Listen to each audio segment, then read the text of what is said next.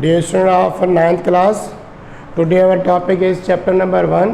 आज उनका जो है हम रिव्यू निकालेंगे। ये चैप्टर जो है कल पूरा हो गया था, तो आज इसमें कौन कौन सी टॉपिक्स हैं और हमने कौन कौन सी टॉपिक पढ़ी हैं उनका थोड़ा सा तो मैं रिव्यू बताता जाऊंगा और उनके सिंपल डेफिनेशन या अब थोड़ा फास्टली बताता जाऊंगा। तो पहले हमने पढ़ा था कि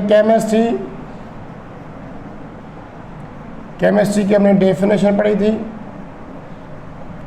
कि केमिस्ट्री किसे कहते हैं।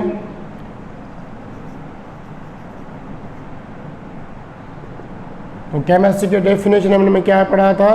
Chemistry is simple the branch of science which deals with the study of properties, composition and structure of matter. हम उनके बारे में पढ़ें तो उसको कहते हैं केमिस्ट्री। केमिस्ट्री एक साइंस की वो ब्रांच है जिसमें हम मैटर की खुसूसियात, उनकी कंपोजिशन और उसकी स्ट्रक्चर के बारे में पढ़ते हैं। केमिस्ट्री साइंस युवा ब्रांच है जंहिंमें असां मादे जूं ख़ासियतूं, उनकी जोड़जक ऐं बनावट के बारे में पढ़ंदा आहियूं। तो केमिस्ट्री की ये डेफिनेशन है, आप सिंपल कह सकते हो the study of matter. The study of matter माना मैटर के बारे में पढ़ें। मैटर के बारे में क्या पढ़ें? माना मैटर की जो फॉर्म्स आती हैं, सॉलिड, लिक्विड, गैसेस, इनके बारे में पढ़ें। इनके बारे में क्या पढ़ें? इनकी प्रॉपर्टीज,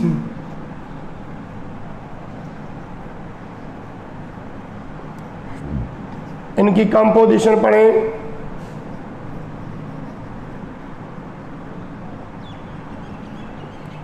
और इनकी स्ट्रक्चर पढ़ें। क्योंकि सॉलिड में हम क्या करते हैं, और आपको पता है कि मैटर किसका बना होता है? एटम का बना होता है। एटम में क्या होता है? एटॉमिक नंबर होता है। और आपको पता है कि ये सॉलिड आपस में रिएक्शन कर सकते हैं लिक्विड में, लिक्विड रिएक्शन कर सकते हैं गैस के साथ। तो इनमें क्या क्या होता है? इनमें बहुत सारे कंपाउंड बनते हैं, बहुत सारे मिक्सचर बनते हैं, बहुत सारे मॉलिक्यूल बनते हैं जो हम उनके बारे में स्टडी करें। अच्छा, वो कंपाउंड किस तरीके से बनाते हैं, कंपाउंड बनाने के बाद उनकी कौन सी प्रॉपर्टीज़ होगी, वो हम केमिस्ट्री में पढ़ेंगे। और कंपाउंड की कंपोजिशन क्या हो रही है वो केमिस्ट्री वाला बताएगा। उनकी स्ट्रक्चर किस तरीके से हो सकती है तो वो कहलाएगी क्या? केमिस्ट्री। माना उसको कहेंगे केमिस्ट्री। जैसे मैं सिंपल एग्जांपल ले रहा हूँ, जैसे आप बना रहे हो सोडियम हाइड्रोक्साइड है, इसको कास्टिक सोडा कहते हैं। अभी इसका कास्टिक सोडा है, इसकी कौन कौन सी प्रॉपर्टीज हो सकती है? प्रॉपर्टीज क्या होती है? किसी चीज़ की कैरेक्टरिस्टिक्स होती है। कैरेक्टरिस्टिक्स से हम क्या करते हैं? उस चीज़ को पहचानते हैं। कैरेक्टरिस्टिक्स में क्या आता है? कैरेक्टरिस्टिक्स में आती है उसकी फिजिकल बिहेवियर, ज़्यादातर फिजिकल बिहेवियर कहते हैं। क्योंकि प्रॉपर्टीज दो टाइप की होती हैं, एक होती है फिजिकल बिहेवियर के लिहाज से, दूसरी होती है केमिकल बिहेवियर के लिहाज से। तो अगर सोडियम हाइड्रोक्साइड की फिजिकल बात करें, सर इसका कलर क्या होगा? क्या ये सॉलिड होगा?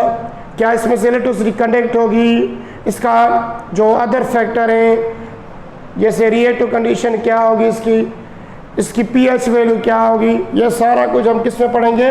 प्रॉपर्टीज में पढ़ेंगे। किस में पढ़ेंगे? प्रॉपर्टीज में पढ़ेंगे। उसके अलावा कंपोजिशन में अगर मैं कहूँ कास्टिक सोडा की कंपोजिशन क्या है? Sodium hydroxide. इस कंपाउंड की स्ट्रक्चर कैसे बनेगी वो हम पढ़ेंगे। वाटर है जैसे एग्जांपल, वाटर कैसे बना, कौन से एलिमेंट इसमें हमने यूज़ किए, और इनको सेपरेट करने में क्या हमें यूज़ करना पड़ेगा, इसकी प्रॉपर्टीज पढ़ें। इसकी प्रॉपर्टीज क्या होगी? वाटर की प्रॉपर्टीज ये होगी, कलरलेस होता है, इसकी बॉइलिंग पॉइंट क्या होगी, मेल्टिंग पॉइंट क्या होगी, तो ये आती है प्रॉपर्टीज में।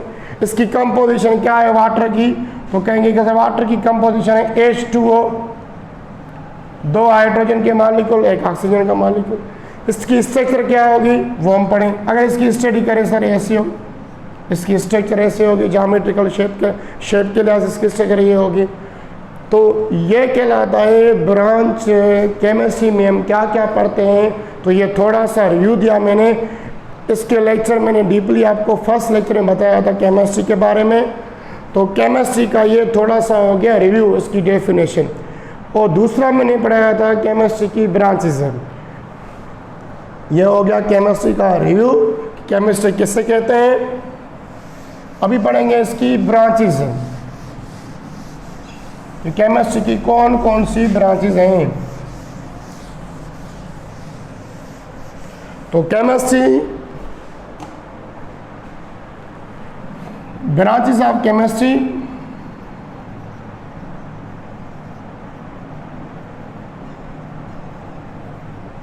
तो ब्रांचेस ऑफ केमिस्ट्री में आती हैं दो मेन ब्रांचेस हैं। एक हमारी आती है organic, first one branch is organic, दूसरी आते हैं इनऑर्गेनिक। ये जो पहले मैंने जो लिखी है ये मेन ब्रांचेस हैं किसकी, केमिस्ट्री की। अब मैं थोड़ा थोड़ा इनके बारे में जल्दी जल्दी बताना चाहूँगा, क्योंकि ये आपकी पहले पढ़ी हुई है। तो ऑर्गेनिक वर्ड की मीनिंग है लाइफ, या आप कह सकते हो जो कंपाउंड हम लिविंग थिंग्स से ज़्यादा ऑब्टेन करें। ये पहले की बात है, जब ऑर्गेनिक कंपाउंड मिल रहे थे तो उनका मिलने का जो सोर्सेस था वो था लिविंग ऑर्गेनिज्म। तो तभी इसको बोलते हैं organic means organism, life chemistry से कह सकते हो ये लाइफ। तो आप सिंपल इसकी डेफिनेशन क्या करेंगे, जिसके अंदर हम हाइड्रोकार्बन की स्टडी करें, कार्बन कंपाउंड की स्टडी करें, except carbon dioxide, carbon monoxide and carbonate compound. तो इसमें हम क्या करते हैं, सिंपल स्टडी करते हैं उन कंपाउंड की जो बने होते हैं हाइड्रोकार्बन।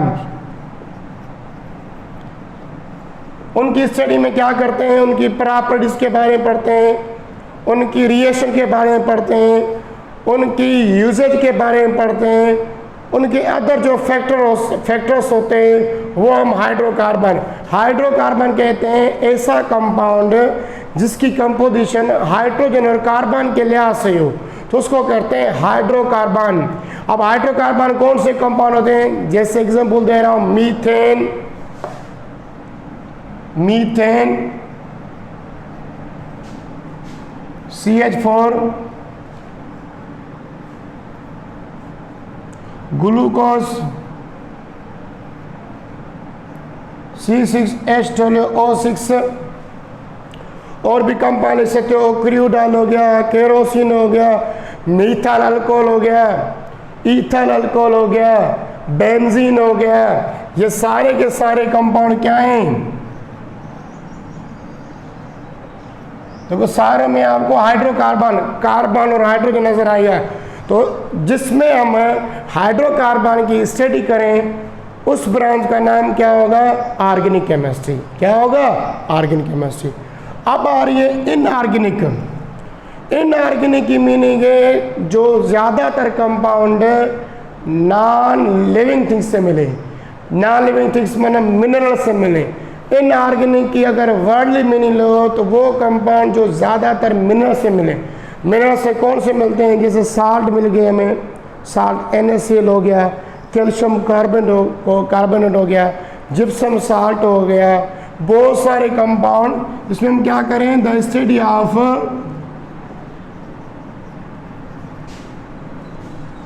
ऑल एलिमेंट्स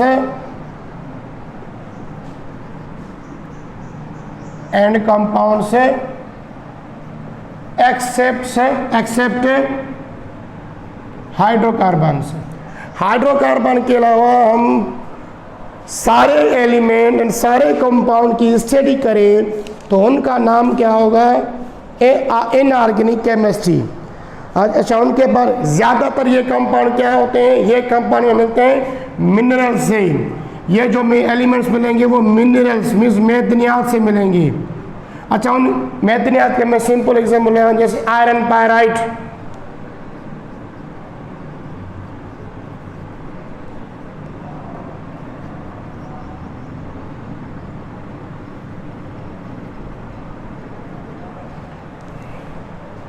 जैसे आयरन पायराइट हो गया।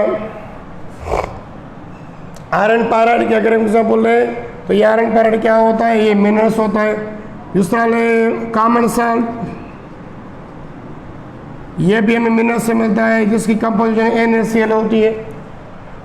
कॉपर सल्फेट हो गया, अलाम हो गया, फिटकरी हो गई, ये सारे कंपाउंड कहाँ से मिलते हैं, मिनरल से मिलते हैं, मैदनियात से मिलते हैं। तो इन कंपाउंड को हम क्या कहते हैं, जिनमें हम किसकी स्टडी करें, all elements and compound except hydrocarbon. Hydrocarbon को छोड़ के हम सारे कंपाउंड की स्टडी करें, वो कहलाएगा इनऑर्गेनिक केमिस्ट्री। वाटर भी हो या आपका इनऑर्गेनिक केमिस्ट्री, सल्फ्यूरिक एसिड भी इनऑर्गेनिक केमिस्ट्री में हो गया, नाइट्रिक एसिड आपकी इनऑर्गेनिक केमिस्ट्री में हो गया। बहुत सारे कंपाउंड जो आयरन, कोबाल्ट, निकल, जिंक, ये जो सारे एलिमेंट की जो कंडीशन होती है ना मिलने वाली, वो मिलते हैं मिनरल से। डोलोमाइट हो गया, मैग्नीसाइट हो गया, ये मैं मिनरल्स के नेम बता रहा हूँ जहाँ से हम बहुत सारे एलिमेंट और कंपाउंड ऑब्टेन करते हैं थ्रू फ्रैक्शन डिस्टिलेशन या थ्रू सम प्यूरिफिकेशन मेथड। तो ये ऐसा, ये ब्रांच कौन सी होगी, ऐसी केमिस्ट्री की ब्रांच होगी जिसमें हम स्टडी करें सभी कंपाउंड और सभी एलिमेंट की, जो कहाँ से मिले, जो हमें मिले मैदनियात से, जो हमें मिले कहाँ से, मिनरल से मिले। अभी तीसरी ब्रांच होगी फिजिकल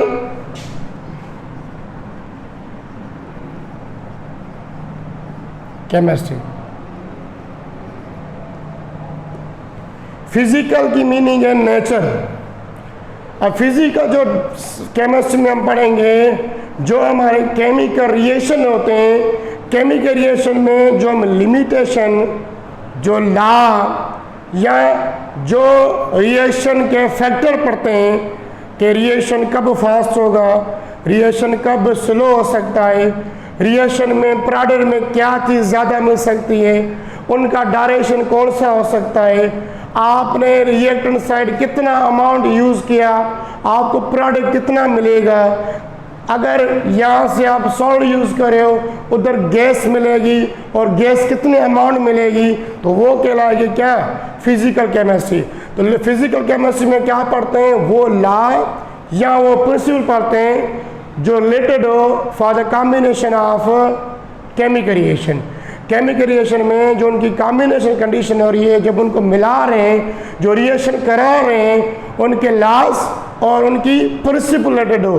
प्रिंसिपल लॉ के क्या कहते हैं कि अगर आप कोई भी एलिमेंट यूज़ कर रहे हो, दूसरे एलिमेंट के साथ रिएक्शन करा रहे हो, अगर इन दोनों को आप रिएक्शन कराने के बाद इनका रेट बढ़ाना चाह रहे हो, तो आपको प्रिंसिपल बताएंगे कि आप इसका रेट कैसे बढ़ाओ। सर रेट बढ़ाने के लिहाज से फिजिकल केमिस्ट्री बताएगा कि आप इसके अंदर कैटालिस्ट यूज़ करो। आप कह रहे हो सर मुझे इसकी स्पीड क्या करनी है, रिएक्शन की स्लो करनी है, तो कहेंगे कि आप भी कैटालिस्ट यूज़ करो, पर नेगेटिव कैटालिस्ट यूज़ करो। तो ये कंडीशन है। इसमें क्या करते हैं, हम सिर्फ स्टडी करते हैं laws and principles,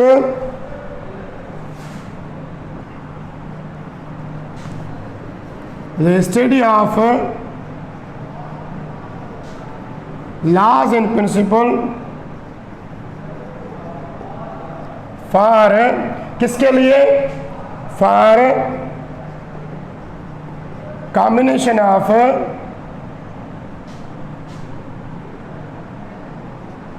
reactions in chemical reaction।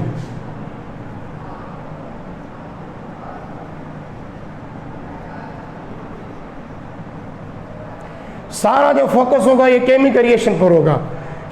Chemical reaction कैसे, जैसे कार्बन और ऑक्सीजन को मिला रहे हो तो मिलेगा कार्बन डाइऑक्साइड, इसके लाभ पढ़ें हम। यहाँ पे कितना इसका मास यूज़ करें, इसका कितना मास यूज़ करें जो मुझे ये मिल जाए 100 ग्राम में, ये लाज बताएंगे।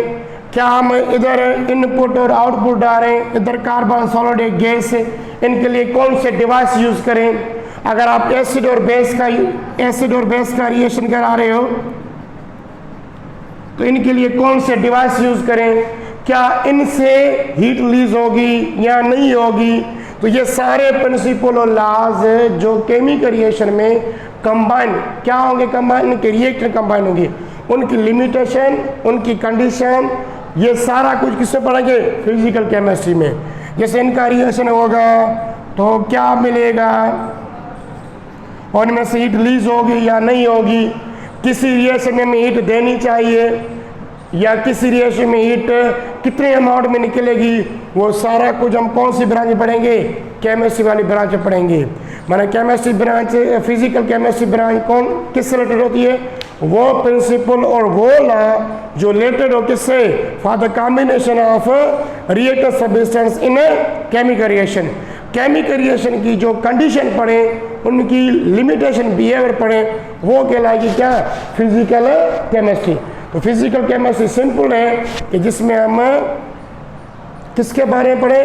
केमिकल रिएक्शन के फैक्टर के बारे में पढ़े, जो मैंने आपको सारे एग्जाम बताए कि किस किस के लिहाज से।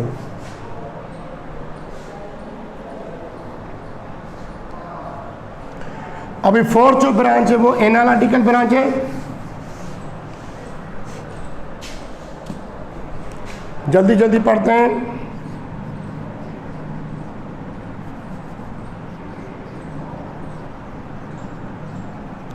एनालिटिकल केमिस्ट्री, एनालिटिक वर्ड लिया गया है एनालिसिस है। किसके एनालिसिस है? जो कंपाउंड है उनकी एनालिसिस करें with respect to quality, with respect to quantity, with respect to kind, with respect to the other behaviour. उसका बिहेवियर कैसे, जैसे वो उसका काइंड कौन सा है, उसकी क्वालिटी कौन सी है, उनकी कंपोजिशन क्या है, वो हम सारा कुछ पढ़ेंगे। इसमें हम किसकी स्टडी करते हैं? किसी भी, आप सोगे इसमें हम क्या करते हैं? किसी भी कंपाउंड की केमिकल कंपोजिशन डिटरमाइन करने के लिहाज से हम क्या करते हैं? एनालिटिकल केमिस्ट्री को यूज़ करते हैं। किसी भी कंपाउंड की केमिकल कंपोजिशन डिटरमाइन करने में जो हम ब्रांच यूज़ करते हैं उसको कहते हैं एनालिटिकल। एनालिसिस के मीनिंग है डिटरमाइन। हम डिटरमाइन क्या कहेंगे? We use some method, we techniques for the determination of quality, quantity, composition of chemical compounds. उन कंपाउंड की क्वालिटी, क्वांटिटी, कंपोजिशन डिटरमाइन करें, उसके लिए कुछ मेथड्स और टेक्निक्स यूज करें, वो कहलाएगा एनालिटिकल केमिस्ट्री। क्या कहलाएगा? Analytical chemistry. तो इसमें क्या होता है? The study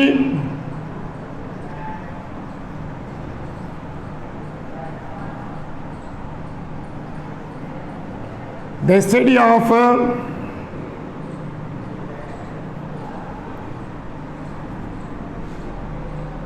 quantity, the study for determine the quality, quantity and composition of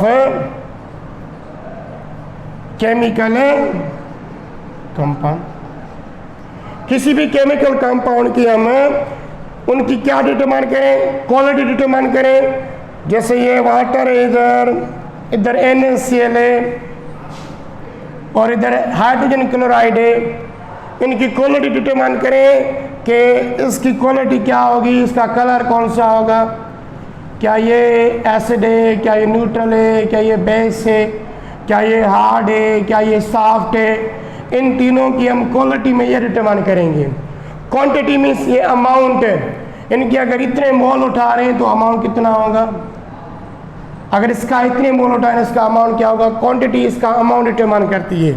and composition, जैसे वाटर की कंपोजिशन के अंदर कौन कौन से एटम है, कॉमन सॉल्ट के अंदर कौन कौन से एटम है, हाइड्रोजन क्लोराइड के अंदर कौन कौन से एलिमेंट है या एटम मौजूद है, तो ये कहेगा इनकी कंपोजिशन के लिहाज से। सिंपली एक मेथड और टेक्निक्स यूज करें for determination of quality, quantity and composition of chemical compounds.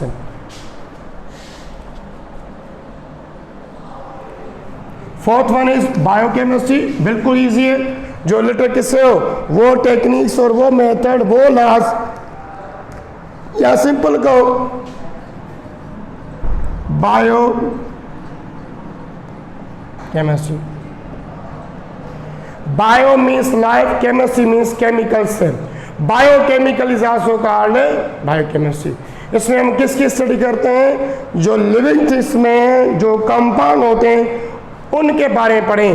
Living organism में जो कंपाउंड मिल रहे हैं या जो उनकी कंडीशन के बारे में, उनकी प्रॉपर्टीज के बारे में पढ़ें। तो आप इसको कह सकते हो simply the study of biomolecules compound.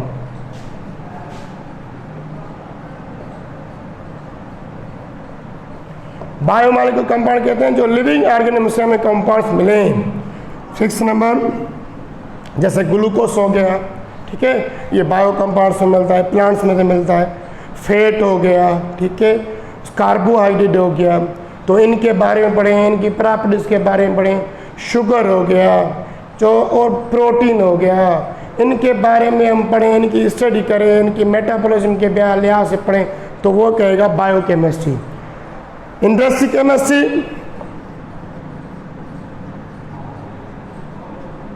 Industrial chemistry,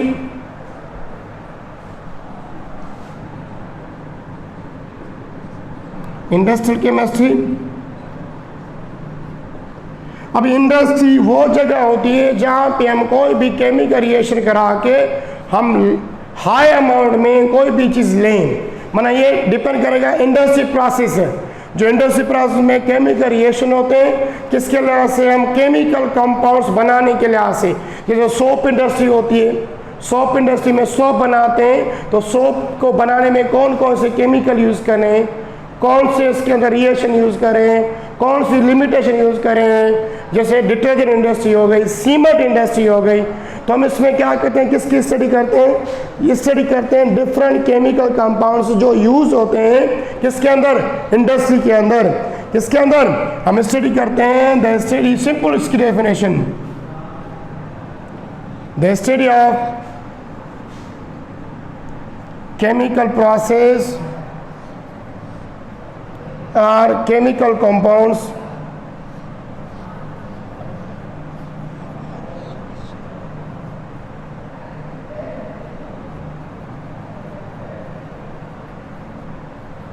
used in an industry process।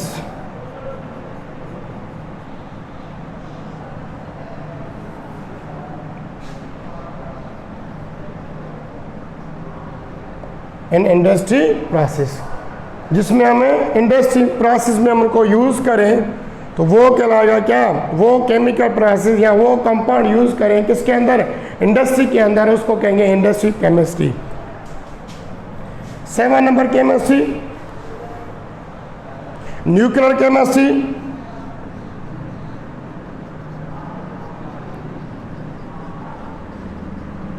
देखो ये वर्ड शो हो गया न्यूक्लियस, मैंने इसमें हम किसकी स्टडी करें? जिसमें हम स्टडी करें न्यूक्लियर ऑफ एटम, न्यूक्लियस के बारे में स्टडी करें।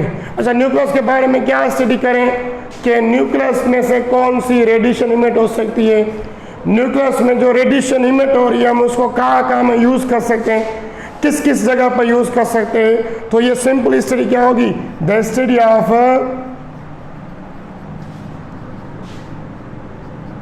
Nuclear of atom. Nuclear atom में से क्या क्या चीज़ें निकल सकती हैं? आपको पता है कि न्यूक्लियस के अंदर है, आपको पता है कि रेडियोएक्टिव प्रोसेस होता है, अल्फा, बीटा, गामा, ये रेंज निकलती है। तो अल्फा रेडियोएक्टिव टाइप के 2 टाइप होते हैं, एक होते हैं आर्टिफिशियल, दूसरा होता है नेचुरल। अब ये आर्टिफिशियल को कहाँ कहाँ पे यूज़ करते हैं? ज़्यादातर इनको यूज़ करते हैं जो कैंसर के डिजीज़ हो जाती है, कैंसर के मरीज़ हो जाते हैं, उनके अंदर बहुत सारे रेडियोएक्टिव एलिमेंट है, उनमें से उनकी जो है ना कैंसर को ख़त्म करने में हम यूज़ करते हैं उनकी रेडिएशन प्रोसेस है। कैंसर को या डिफरेंट और डिजीज़ हो जाती हैं, उन डिजीज़ को ख़त्म करने के लिहाज से हम न्यूक्लियर रिएक्टर, लेज़र टेक्नोलॉजी हो गई, लेज़र किस तरीके से बन रहा है, तो ये न्यूक्लियर केमिस्ट्री में जो स्टडी करें किसकी? Nucleus of atom. आपको 9th क्लास में क्या याद करना पड़ेगा? जो न्यूक्लियस की स्टडी करें, न्यूक्लियस के अंदर कौन कौन से पार्टिकल है, न्यूक्लियस कौन सा एलिमेंट का, कौन सा एटम का न्यूक्लियस रेडिएशन खारिज करेगा, अगर खारिज करेगा तो कौन कौन से एलिमेंट इमिट करेगा, उनकी नेचर क्या होगी, उनको हम किस किस जगह में यूज़ कर सकते हैं, ये सारा किसमें पढ़ेंगे? न्यूक्लियर केमिस्ट्री में। 8वीं नंबर केमिस्ट्री की ब्रांच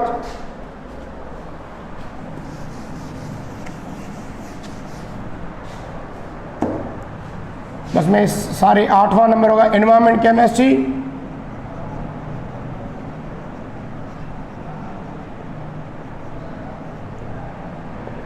अच्छा, एनवायरमेंट केमिस्ट्री में क्या होता है, ये deal with the study of interaction of chemical materials and their environments.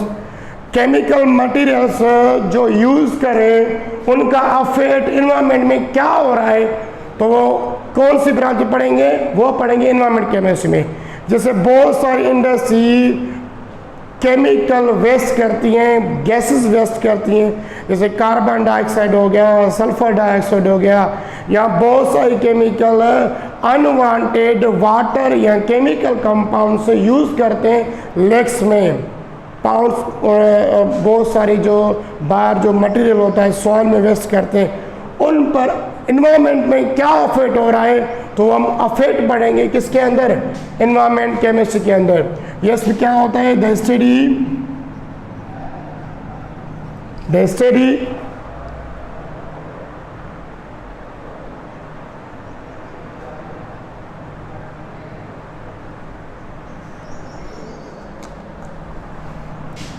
Interaction